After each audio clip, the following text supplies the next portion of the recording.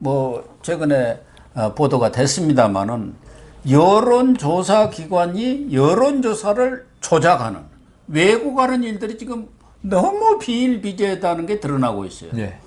이번에 밝혀진 것은 글로벌 리서치라고, 이 글로벌 리서치가 간단치 않은 회사가 지난 4.7 재보선에 있었죠. 예, 예. 그 안철수하고 오세훈 두 사람, 예, 여론조사 두 기관이 했는데 그 한 기관이에요. 예, 예. 그런 그 여론조사 기관에서 지난 7월 4일에 대선 후보 지지도 여론조사를 하면서 연령도 마음대로 조작하고, 그러니까 특정 후보, 예. 이재명이죠. 특정 후보라든가 또 민주당 지지를 유도하는 그런 답변, 질문을 해가지고 지금 3천만 원의 과태료를 받았어요. 예, 예. 이건 있을 수가 없는 일이죠. 진짜 민주주의 근본을 이렇게 흩뜨리는 거죠. 예. 예를 들면 또 연령도 자기가 30대라고 했는데 지금들 마음대로 20대, 40대 넣어버리고 집어넣어가지고. 예. 윤석열 지지라고 했는데 뭐 윤석열이요? 이재명 아닙니까? 뭐 이거 뭐 이렇게 바꿨다는, 그게 여론 조작도 아니고 이건 범죄입니다. 범죄. 제가 볼 때는 근데 이게 정말 이걸 과태료 3천만 원 해야 할 사건이냐. 예를 들면 음식점도 무슨 문제가 돼갖고 고발되면은 영업정지 시키고 그렇지 않습니까? 그렇죠. 문을 닫게 하고. 이런 거야말로 이런 여론 조작, 이건 민주정치를 무너뜨리는 그렇죠. 그런 행위 아닙니까? 이런 범죄 행위를 저지른 그런 데는 발각이 되면은 영업 정지라든가 등록 취소를 해갖고 퇴출을 시켜야 하는 거 아닙니까? 저는 공직선거법에 예. 이런 여론조사에 가서 어떤 규정이 있는지 오늘 찾아보지는 못했습니다만 예. 나중에 한번 다음 기회에 말씀드리겠습니다. 우선 공직선거법 위반이 아닐까 그런 생각이 들고, 예. 그거는 이제 제가 검토를 못했으니까 자신 있게 말씀 못 드리지만, 그리고 이런 식의 여론조사를 하는 걸 갖다가 속이고 숨기고 그 돈을 받았을 거 아닙니까? 여론조사 그 용역비를. 혹시 돈을 받았으면 사기가 아닐까 이런 생각도 들고요. 엉터리 하면서 그걸 속이고 했으니까. 예. 그 세 번째가 제일 중요한 건데 뭐냐 하면은 우리 그 킹크랩 사건 있지 않습니까? 예. 그게 사실 여론을 조작한 거 아닙니까? 예. 여론 조작해가지고 어떤 그 업무 방해죄로 그렇게 됐지 않습니까? 이것도 결국 여론조사를 의뢰한 기관이 있지 않습니까? 네. 정당이든지 아까 말한 뭐 기업이면 기업. 기업 거기서 같은 데 이제 마케팅 조사 같은 게 그 엄청나게 엉터리로 했으면은 그 업무 방해가 되는 거죠. 그래서 이게 지금 3천만 원 과징금이가 나왔다는데, 이게 제 생각에는 이게 고의로 그랬으면 이게 이제 그 뭐 그 글로벌 리서치의 뭐 대표이사는 뭐 모르겠지만은 그 시켜서 그랬는지 그 밑에 그 여론조사하는 담당하는 그 뭐 아르바이트생 비슷한 사람들이 했는 것 같은데, 이거 자세히 조사해 가지고 이게 만일에 그 글로벌 리서치 그 사람들이 그걸 알면서 묵과했다든가 이렇다면 이거는 업무 방해가 되는 거죠. 그러니까요. 만일 이렇게 생각해 보십시오. 그 국민의힘에서 이제 그 경선 후보 결정하기 위해서 여론 50%, 당원 50%를 하기 위해서 그 50% 여론조사를 맡겼는데 이렇게 해가지고 엉뚱한 게 나와가지고 엉뚱한 사람이 후보 돼가지고 대통령에서 떨어졌다. 이러면 이건 국민의힘에 대한 업무 방해 아닙니까? 완전히. 업무 방해 정도가 국기가 완전 나라가 민주주의가 예, 뭐 기반이 흔들려 버리는 그러니까 일이라니까요. 그걸 이제 그 국가, 이게 제가 아주 간단하게 말했지만은 국가가 흔들리지만 하여튼 이 형사법적으로 말하면은, 그러면 이걸 갖다가 그대로 과징금 3천만 원으로 용서한다는 게 됩니까? 이건 업무 방해죄로 있죠. 업무 방해죄도 뭐 몇 년의 징역이 있으니까 최고형을 그 때려도 그 무관할 사안입니다. 그러니까 이런 것에 대해서는 이런 엉터리 업체, 엉터리 조사를 하고 왜곡하는 그런 업체에 대해서는 영업정지, 등록 취소는 당연하고, 네, 형사적으로 검찰 네, 맞아요. 검찰 수사 수사를 의뢰를 해가지고. 해야죠, 당연히. 그런데 그 뭐 여권이라든가 예. 그 여론이 왜곡되는 걸 즐기는 사람이 분명히 있을 거거든요. 지금 우리나라 여론조사 기관 이제 좀 드러난 것들이 한 76개 정도 됩니다. 그렇게 많습니까? 76개인데 대다수 뭐 ARS 조사라든가 이런 것은 200~300만 원 받고 200~300만 원. 그리고 이제 면접 조사가 한 돈 1,000만 원. 아마 많이 받아도 2천만 원 주는 데는 거의 없을 거예요. 진짜 영세하네요. 그러다 보니까 조사를 하는 그런 면접원들의 뭐 수준이랄까? 이런 것들이 일정 수준에 도달하지 못한 사람들이 대부분이고, 정확하니 표본도 추출해야 하고 여론조사의 기법도 충분히 습득한 사람이 전화를 걸어서 묻고 대답하고 그래야 하는데 그런 것이 제대로 숙련된 사람들이 아닌 사람이 하다 보니까 엉터리로 나온 네. 거가 대부분이에요. 그러니까 그런데 이제 앞서도 얘기했지만 그렇게 여론조사를 하면은 언론에 어떤 여론조사 기관이 했다는 것이 다 보도가 되지 않습니까? 그러니까 명성을 얻는 거예요. 그걸 기반으로 해서 나중에. 정부라든가 지자체의 공공조사 이게 이제 돈이 되는 겁니다. 그렇죠. 특히 더 되는 것은 대기업의 마케팅 조사. 네. 이런 것은 뭐 여기 돈 안 받아도 언론사에서 거기서 몇천 최하 몇천 아닙니까? 그런 것을 따기 위해서 이런 여론조사 업체들이 난리보고 특히 언론기관과 연계해가지고 이런 대선 지지도라든가 총선 지지도 후보 지지도 조사를 하려고 난리 법석을 피우는 거예요. 그러다 보니까 그런 여권이라든가 이런 쪽에서 의뢰한 것은 거기에 입맛에 맞춰주는 거고 맞춤 여론조사가 되는 거죠. 또 일부 여론조사 민주코리아 같은 거 잘 아시지 않습니까? 이근영이 그 오너 이번에 뭐 그냥 이재명 캠프에 무슨 기획단장으로 가버렸고 거기 사장이라는 사람은 그 윤석열 계속 후보 폄하하면서 이런저런 얘기를 하고 있는 그런 상황이에요. 그러니까 여론조사의 공정성이 전혀 담보되지 않는 그러니까 이런 그 우리가 그래서 갤럽을 그래도 공신력 있다고 하는 게 그래 좀 낫다 하는데 그 외에 아주 영세한 업체들의 여론조사 이걸 언론이나 이런 데서 그걸 원용해 가지고 쓰는 것 자체가 문제 같습니다. 그러니까 이 여론조사라는 게 지금 현대 정치는 여론정치고 그걸 여론이 정확하게 전달이 돼야지 모든 사람이 자기 정치적 의사를 갖다 결정할 수 있는데 지금 이 그 민주정치의 그 뿌리라고 할 여론조사가 이렇게 공정성을 상실하고 맞춤 여론조사 그러니까 요구하는 쪽의 입맛에 맞게 가공해가지고 하는 여론조사가 횡행한다면은 우리 국민들 A 후보가 영 아니네. B 후보가 뜨네. 그러면 우리나라 국민들이 사표 방지 심리가 있지 않습니까? 내 의사가 되는 쪽에 내 의사를 전달하는 게, 좀 만족감을 느끼거든요. 내가 지지하는 후보가 그 어떤 당선됐을 때 기분 좋아하지 않습니까? 그렇게 되면 완전히 그 여론이 왜곡되는 거죠. 그래서 이 부분에 관해서 이 76개라 그러셨습니까? 이런 걸 갖다가 제 생각에는 방치하고 있는 게 오히려 민주주의를 지금 무너뜨리고 있는 거다. 그 정확히 이번에 조사해가지고 걸러낼 건 걸러내야지. 이게 내년 대선까지 계속적으로 이런 여론조사가 행해지고 그러면서 여론이 계속 왜곡되는 과정. 이번에 여론도 보니까 있죠. 제각각이더라고요. 어떨 때는 윤석열 위고, 어떨 때는 이재명 위고, 그것도 한참 위고. 이게 무슨 여론조사입니까? 표본이 제대로 되고 여론조사 기법이 저도 행정고시 공부할 때 조사 방법론이라고 그게 여론조사하는 건데요. 그걸 공부했지만은 표본이 제대로 추출되고 다음 문항이 중요합니다. 문항을 제대로 구성하고 그다음 그 이 여론조사 아까 말씀하신 여론조사 요원 이 사람 전문가야 돼요. 아르바이트 학생 써서는 될 게 아닙니다. 그렇죠. 돈이 들더라도 있죠. 해가지고 이런 삼박자가 맞춰져야지. 그래도 여론조사에는 오차가 있어서 플러스 마이너스 뭐 3.6% 이런 거 나오지 않습니까? 이렇게 돼야 되는데 이건 여론조사를 누가 하는지 어떤 방법으로 하는지 어떤 문항으로 하는지 이런 여론조사를 우리 국민들이 믿고 자기 정치적 의사를 결정하게 된다는 거 이게 민주주의가 아직 멀었다. 아까 우리 윤석열에 대한 공작정치 이야기했지만 이런 거 보면서 우리 민주주의가 얼마나 지금 아직도 후진적인지 한 번 더 생각하게 됩니다. 그러니까 지난해 총선 때만 하더라도 그런 여론조사 위반으로 제재를 받은 게 117건입니다. 그러니까 중앙선관위에 여론조사 심의위원회라는 게 있어요. 그래서 여론조사 기관에서 이제 중앙선관위에다 올리지 않습니까? 그런 걸 쭉 봐가지고 잘못됐는지 그런 것을 심의하는 기구인데 117건이 지난 총선 때도 그냥 중앙선관위 여심에서 제재 조치를 받았는데 그 내용을 보면은 특히 거짓 중복 답변을 지시하거나 권유한 것 이런 것들로 19건.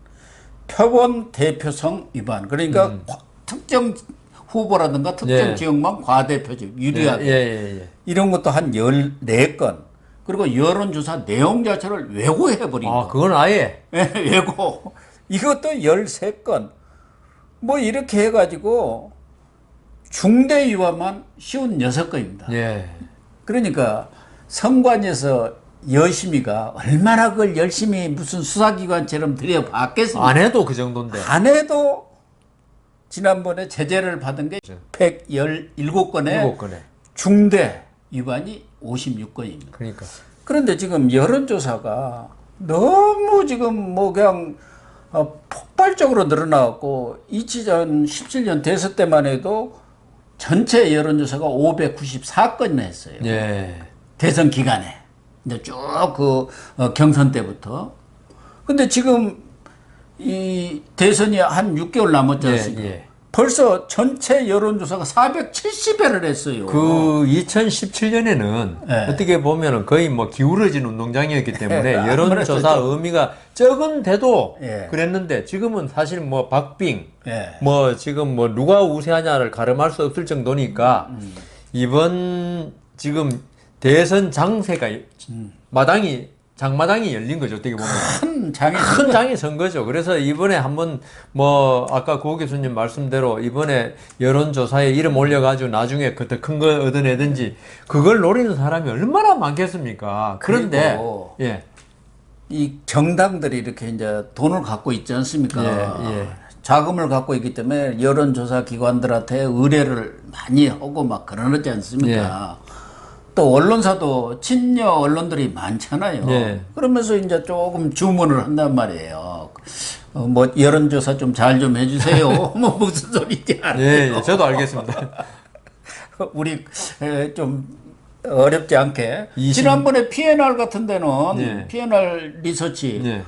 윤석열 잘 나온다 해갖고 그걸 좀 정지시킨 거 정지까지 뭐, 당해버렸잖아요. 예. 그러니까 거기는 그래도 이름이 있는 여론조사 기관인데 아주 영세한 자기 대표고 뭐 알바 몇 명 데리고 하는 여론조사 기관도 많아요. 그런 데는 어떻게 되겠습니까? 그러니까요. 근데 벌써 470회를 했다는 거 보면은 이제 6개월이 남았지 않습니까? 진짜 남아서 이게 몇 차례를 할 것 같아요. 천회가 아니라 한 2천회 할 것 아니 같아요. 몇 차례 뭐 2천회 하더라도 아까 말씀드린 그러니까 공정하게 이게- 이루어지면은 예. 2천회도 좋은데 지금 엉터리는- 우리나라 여론조사의 수준 질이 이렇게 엉망인 상태에서 2천회 2,000번의 거짓말을 듣고 있었다 이 말입니다. 그 얘기죠. 그 예. 바로. 어쨌든 이 부분에 대해서는 국회에서도 뭐 대책이 마련돼야 한다 해갖고 여야가 그 여론조사 이 위반 사항이 적발이 되면은 이렇게 무겁게 징계를 내리는 안들을 냈는데 국회의원들이 또 뜻이 없네요. 그리고 그냥 폐기시켜버려요. 제 생각에는 상정을 안 하고 이게 심의도 안 뭐 해버리고. 아까 말씀 과징금 이런 걸로 해서는 안 됩니다 이게. 예. 왜냐하면 처벌이 가벼우니까 과징금이라는 게 그건 행정 제재거든요. 예. 형사 처벌을 해야지 이게 좀 정화될 수 있는데 이 국회의원들로서는 이게 뭐 자기 편 여론조사 해주는 자기한테 유리한 여론조사 해주는 업체가 많아야 되지 않겠습니까? 예. 그러니까 뭐 우리나라 국회의원들은 자기한테 유리하면 어떤 법인지 통과 안 시킬 수도 있고 통과시킬 수도 있는데 이 국회의원들도 사실 너무 좀 이기적이네요. 그러니까요. 정말 이런 부분에 대해서는 저희들도 여러 차례 예. 국회가 대안을 마련해야 하고 여당이야 권력을 갖고 있는 사람은 가급적 안 합니다. 그건 야당이 들고 나와야 하거든요. 예. 야당이 약자 아닙니까? 그렇죠. 여론에 기댈 수밖에 없잖아요. 예. 그 여론조사를 가지고 여권이 장난을 치면은 지금 그런 상황을 목도를 하고 있지 않습니까? 그러니까 윤석열 우리나라에 깔아치기 예. 위해서 윈지코리아 그 사장 같은 사람 그 빨리 무너져버리면 큰일 났네 하면서 막 폄하하고 그러잖아요. 곧 무너질 것 같다 하고. 그러니까 우리나라에 뭐 지금 조그만 건설업체 있지 않습니까? 예. 공공기관에 뭐 입찰하는 여기도 자본금 얼마 이상 이런 게 다 있거든요. 예. 전력 그 공사 실적 그런 건 잘하면서 민주주의의 그 공사도 중요하지만 제일 중요한 건 민주주의 기초인 여론조사 아닙니까? 예. 여기에 대해서는 왜 제재를 안 주냐 이거죠. 저는 자본금 얼마 왜냐하면 충분한 자금력을 가지고 그 자격 있는 요건을 갖춘 그 조사 요원을 고용할 수 있고 그다음 문항 디자인 설계도 이게 엄청나게 어려운 일이거든요. 이런 걸 여론조사 기법에 맞게 잘할 수 있는 전문가를 고용할 수 있으려면은 어느 정도 자금력도 자본력도 있어야 되고 예? 경험도 있어야 되고 이런 업체만이 여론조사에서 그걸 공표해 가지고 국민 여론을 저기 선도하게 해야 되는데 왜 그걸 안 하냐 이거죠. 그러니까요. 정말 국회 같은 데서 그런 여론조사가 신뢰성 있게 공정하게 정확하게 이루어질 수 있도록 그런 장치들을 마련하고 거기에 위반되는 데에서는 아주 무슨 과태료하고 2, 3천 내고 또 그냥 또 바로 하고 하는 거예요. 나중에 돈 더 그렇게 벌면 하면 되니까. 안 되도록 대처를 완전히 시키고 그러니까 정리를 해야죠. 예, 경우에 따라서는 형사처벌까지도 가능하도록 그 법을 만들어야 법을 하는데 만들면 됩니다. 그거는. 어쨌든 이것도 문제고 지금 여론 왜곡의 또 하나 문제점으로 또 지금 국민의힘 경선과 관련해서 가장 핫 이슈로 떠오른 게 역선택 문제입니다. 3일 아닙니까? 네, 3일이죠. 3일 선관위가 열렸습니다. 정홍원 전 총리가 선관위원장. 국민의힘 선관위. 네, 국민의힘 선관위원장. 그래갖고 지금 문 걸어 담그고 현재 우리가 녹화를 하는 그 상황까지도 오후 늦게까지도 문을 걸어 잠그고 결론을 내자 역선택 문제 어떻게 할 건지 또 이준석 대표도 가급적 조기에 이 문제에 대해서는 선관위가 역선택 그 방지 조항을 도입할 건지 안 할 건지에 대한 결론을 내달라 이렇게 주문을 해서 했는데 아직까지는 결론이 나왔다는 얘기는 없어요. 그래서 저녁 늦게까지도 회의가 계속될지는 모르겠는데 지금 현실적으로 워낙 윤석열 전 총장, 윤석열 후보가 뭐 국민의힘뿐만 아니라 여야를 털어서 거의 1위 후보가 대부분 나오고 있지 않습니까? 몇 개 여론조사 기관을 제외하고는. 그러다 보니까 친문이라든가 대개문 입장에서는 윤석열을 무너뜨려 하고 여권도 마찬가지죠. 그러니까 윤석열에 대해서 집중적인 공격을 가함과 동시에 여론을 통해서 어떻게든 이걸 좀 조작해보자. 그런 분위기가 지금 팽배해 있는 거 아닙니까? 그 결과가 여론조사 결과로 나오고 있거든요. 호남에서 보니까 뭐. 그러니까 저 민주당 같은 경우는 국민의힘 지지자는 그 경선에서 빼버렸으니까 거기는 문제가 안 돼요. 근데 여기는 국민의힘은 그런 역선택 방지 조항이 없기 때문에 민주당 지지자도 이 경선에 다 참여해서 여론조사에 참여할 수가 있다 이 말이에요. 그렇죠. 그러니까 지금 문제가 되는데 국민의힘 대선 후보를 정하는데 민주당 지지자들이 캐스팅 보트를 쥐어서야 되겠느냐. 그건 당연히 안 되죠. 그걸 그건 안 되고. 이제 그런 주장을 하는 사람은 윤석열, 최재형, 황교안. 어떻게 보면 굴러온 돌치기입니다. 바뀐 돌이 아니고. 그리고 나머지 홍준표, 유승민, 하태경 원래 있던 당에 있던 사람들은 필요 없다. 아니 왜 국민의힘 지지자들을 또 중도층만 상대로 해서 여론조사를 해야 하냐. 외연을 저기 민주당 진보층까지 넓히면 더 좋은 거 아니냐. 이렇게 해갖고 지금 의견이 너무 팽팽하게 대립되어 있는 상황이죠. 우선 자기 당원만 하느냐. 아니면 오픈 프라이머리라고 그러죠. 모든 사람 다 할 수 있냐. 그건 또 미국에서도 그 지역구만 다 다르더라고요. 어느 게 100% 옳다는 그 지역구의 특성에 맞는 걸 선택하는 거예요. 그럼요. 그런데 지금 우리나라에서는 왜 역선택 방지책이 필요하냐면은 너무 갈려 있어요. 그 국민이 완전히 갈려 있는 상태에서 상대방 후보는 무조건 싫은 거예요. 그리고 자기 편을 선택하는 거는 자기 편이 좋아서기보다도 상대방이 싫어서 선택하는 이런 지금 우리 민주주의가 지금 우리나라 지금 선거 형태가 그렇게 돼 있거든요. 여기서는 역선택을 방지 안 하면요. 이거는 완전히 왜곡된 결과가 나오는 거예요. 그러니까 미국도 만일에 그 오픈 프라이머리냐 그냥 아니냐 그 선택하는 기준이 그런 겁니다. 그러니까 우리나라도 만일 국민들이 호남에서도 이 국민의힘이 지지를 항상 받을 수 있는 여건이 맞다. 그다음 영남에서도 그 더불어민주당이 상당 부분 지지를 받는다. 이러면 오픈 프라이머리가 맞죠.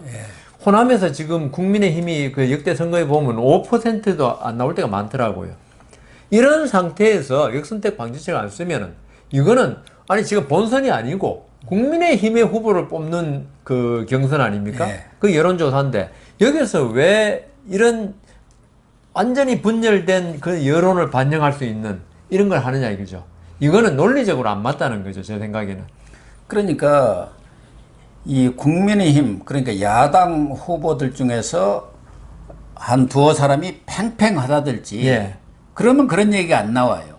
근데 저쪽에서 볼 때는 윤석열이가 가장 강력하고 앞서가고 있고 공개 일학이죠. 뭐. 예, 그런 상황이니까 윤석열만 무너뜨리면 된다 이 말이에요. 아까 말씀드린 대로 그냥 땅 짓고 헤엄 안 예를 치고 들면은 있었는데. 지난번에 오세훈, 안철수 때는 서로 그렇죠. 팽팽하니까 그런 역선택 얘기가 나오질 예. 않아요. 예. 그리고 누가 되든 박영선 후보가 그때 싸웠을 때 이길 누가 가능성이 유리할지 있었죠. 그게 없단 말이에요. 그러니까 그런 얘기가 안 나오는데 이번의 경우는 뭐 홍준표, 유승민 그쪽에서 들으면 섭섭할지 모르지만 저 사람들이 제일 만만한 거예요. 저 사람들이 후보가 되면 뭐 대선은 보나마나니까. 예. 근데 윤석열이라 되면 골치 아픈 거예요. 이길 가능성이 높지가 않단 말이에요. 그렇죠. 그러니까 윤석열을 무너뜨리려니까 역선택을 하는데 그 결과를 보면은 저 KSOI라고 한국 여론조사연구소 여기가 이제 좀 신뢰성이 있지 않습니까? 갤럽이라든가 8월 30일 날 그 조사한 것 보면 이제 범보수 예. 그 민주당 지지층 그 상대로 한 조사를 보면은 민주당 지지층은 홍준표 23%, 예. 유승민 15%, 예. 그리고 윤석열은 5%뿐이 안 되는 거예요. 그게 뭐 의미하는 바가 뭐 명백하네요. 예. 또 하나 NBS라고 있습니다. 코리아 리서치 등 4개 여론조사 기관이 하는 그쪽도 거의 유사하게 이렇게 나옵니다. 홍준표 26.4, 유승민 18.4, 윤석열 4.2. 그러니까 이게 게임이 안 되는 거예요. 23대 5, 26대 4 이렇게 나온 게 민주당 지지층에서의 홍준표 지지층과 윤석열 지지 그 비율이. 그러니까 국민의힘 그러니까 이 사람들이 민주당층은 얼마든지 역선택을 통해서 이 자칫하면은 후보를 바꿔볼 수도 있다 그런 얘기가 나오는 거죠. 그러니까 아까 우리 오늘 이야기의 초반에 그 정치 공작 이야기 많이 했지만은 이 국민들 그러니까 이 지금 역선택을 하는 사람들 생각은 무조건 더불어민주당이 이겨야 된다. 그렇죠. 그러니까 상대방에 뭐 어떤 훌륭한 사람이 있더라도 우리가 정권 잠재 유리한 쪽으로 선택을 할 수밖에 없는 겁니다. 그거는 만일 저보고 그 더불어민주당 후보 경선에 여론조 참여하라 그러면은 저라도 제일 약하게 생긴 사람 그거 선택할 겁니다. 그거는 그거는 정치 공학적으로 그걸 용할 수는 없어요. 이 때문에 그러면 국민의힘이 이번에 지금 목적이 내년 대선을 무슨 오락실 유쾌한 청백전 하듯이 그런 게 아니고 국가의 운명을 좌우하는 건데 여기서 상대방에게 오히려 칼자루를 맡기는 거 이건 얼마나 어리석은 일입니까? 그래서 저는 오늘 국민의힘 선관위가 어떤 역선택 방지책을 쓴다고 지금 그 방안을 강구할 것이냐 뭐 이런 것까지 다 총괄적으로 이야기하는데 국민의힘은 정신 똑바로 차려야 됩니다. 지금 뭐 선거를 갖다 재미로 뭐 하고 우리가 뭐 누가 나와도 100% 이기고 이런 선거가 아니지 않습니까? 그러나 뭐 홍준표 후보 입장에서는 네. 윤석열만 꺾으면 자기가 후보가 될 수 있는 후보 되면 뭐합니까? 그리고 자기가 후보가 되면은 당연히 이긴다고 보는 거죠. 지난번에도 24%인가 얻었고 그때 완전히 무슨 기울어진 운동장으로 뭐 게임이 안 될 때도 그렇게 얻었지 않느냐. 이번에는 이 바탕 국민들의 여론이 정권 교체가 정권 유지보다 한 10 내지 15% 앞서 있는 그런 바탕이 되어 있는 데다가 제1야당의 후보로 나가면은 아니 뭐 나 좀 뭐 보수층에 더 싫어하는 사람도 그러면 저쪽은 찍지는 않을 거 아니냐. 그러니까 내가 당선될 수밖에 없다 그렇게 보는 마찬가지로 거죠. 지난번에 24% 받은 게 있죠. 예. 홍준표 후보가 좋아서이라고 하도 아까 제가 말씀드렸죠. 상대가 싫으니까 할 수 없이 간 거고 저는 내가 선거를 한 번도 기권한 적이 없는데 지난번에 기권했습니다. 할 데가 없더라고요. 그럴 가능성이 만약에 다른 선택이 이루어진다면 그럴 가능성이 많죠. 예, 그러니까 홍준표 의원 사람은 항상 자기 생각 그러니까 환상에 빠져 있지 않습니까? 이기적이고 사람은 누구나 제가 저번에 한번 모모 변호사 대통령 후보 이야기하지 않습니까? 네. 자기가 2,500만 표쯤 나올 것 같아가지고 아주 걱정하더라고. 이게 부정수 그런 식으로 누구든지 이 선거에 나가고 로또를 산 사람들, 내가 로또를 살 때 나 당첨 안 될 거야 하는 사람 아무도 없습니다. 그리고 대선에 나가는 사람 내가 안 된다고 생각하는 사람 아무도 없어요. 그러니까 근데 그걸 헛된 그러니까 희망이라고 하는 겁니다. 그러니까 그 좀 냉정하고 객관적으로 좀 정세를 좀 볼 필요가 있다는 거죠. 정홍원 경선위원장은 선관위원장. 네. 이제 경선위원장입니다. 그 사람. 그게 경선관리 선관위원장입니까? 예. 경선위원장. 전에는 이제 경준위원장입니다. 경선준비위원장. 그거는 끝났고 이제. 그냥 줄여서 선관위원장 그러는데 예. 정홍원 경선위원장은 경준위에서 역선택 방지 장치 도입을 안 하는 쪽으로 결정을 했지만 그건 경준위 결정이고 원점에서 검토하겠다고 원점 이렇게 검토해야죠. 얘기를 하니까 홍준표, 유승민 이런 분들이 난리 아닙니까? 사퇴하라. 당신 그 경준위 결정에 토시 하나라도 고치면은 아주 가만두지 않겠다. 이적행위다. 뭐 이런 식으로 나오는데 어쨌든 그래도 윤석열 최재형 후보를 제외하고 대다수 사람들은 아무래도 후보할 주자들이니까 보니까 역선택 그런 방지 도입 장치를 만들 필요가 있느냐. 지푸라기도 잡으려 그러는데 역선택이나 지푸라기도 잡아야 되니까. 그래서 이제 대안으로 이런 중재안들이 나오기는 하는데 과연 선택이 될지. 그러니까 그 문항 중에 정권 교체를 찬성합니까? 이 문항을 넣자. 그럼 찬성한다. 홍준표 의원이 지금 하는 말인가요? 아니 이제 이쪽에서 대안으로 이제 중간 입장에서는 정권 교체를 찬성하느냐 넣어가지고 그 찬성하지 않는다 찬성한다는 사람 배제 그렇게 할 수가 있지 않느냐. 그런데 그런 안도 있고 하나는 그냥 역선택 방지 조항 없이 두 개 여론조사 기관을 통해서 하나는 전체를 조사를 하고 하나는 역선택 방지 조항 장치를 넣어가지고 조사를 해서 두 개를 합쳐서 합산해가지고 그렇게 하면 별 문제가 없지 않겠느냐. 거기도 역선택의 일부가 있겠지만 역선택에 의한 결과 오류를 최소한으로 줄일 수 있는 것이죠. 그 결과가 너무나 편파적입니다. 배제할 그런 중재안들이 거론이 되고 있는데 문제는 홍준표, 유승민 이런 분들이 죽게 아니면 까무러치기로 탄 하나도 토슈도 하나도 고치면 안 된다고. 안 된다. 그렇게 되는 경우는 완전히 판을 깨겠다. 고 교수님. 이렇게 나오는 거죠. 정치에서 토시 하나도 안 고치면 안 된다는 그건 정치가 아니고 교조주의적이고 독재적인 발상이죠. 그게 이제 타협에 의해서 고칠 수는 고치는 거죠. 어쨌든 이번 경우는 워낙 윤석열 후보 측이 압도적으로 나가고 있고 앞서도 얘기를 했습니다만은 지금 정치 공작 행태부터도 막 나오고 있지 않습니까? 그러니까 여권으로서는 어떻게든 윤석열 전 총장만 무너뜨리면은 야권은 이제 일시에 질이 멸렬 상태로 간다고 보고 총 공격을 가하고 있는데 그러나 지금 홍준표, 유승민 이런 분들은 개인적으로는 자기 정치 인생을 걸고 이번 대선에 올인하는 입장이기 때문에 뭐든지 자기한테 조금이라도 유리한 쪽으로 하려는 것은 또 인지상정일 수밖에 그리고 없는. 대선 이후에 어떤 것도 바라고 있는 것도 있을 수 있겠죠. 그럴 수 있겠죠. 어쨌든 이 문제가 좀 선관위에서 좀 잘 해결되길 국민의힘 바랍니다. 선관위에서 잘 정리가 됐으면 좋겠는데 현재 상태에서는 그럴 가능성이 좀 낮습니다. 그렇습니까? 이게 불안하네요.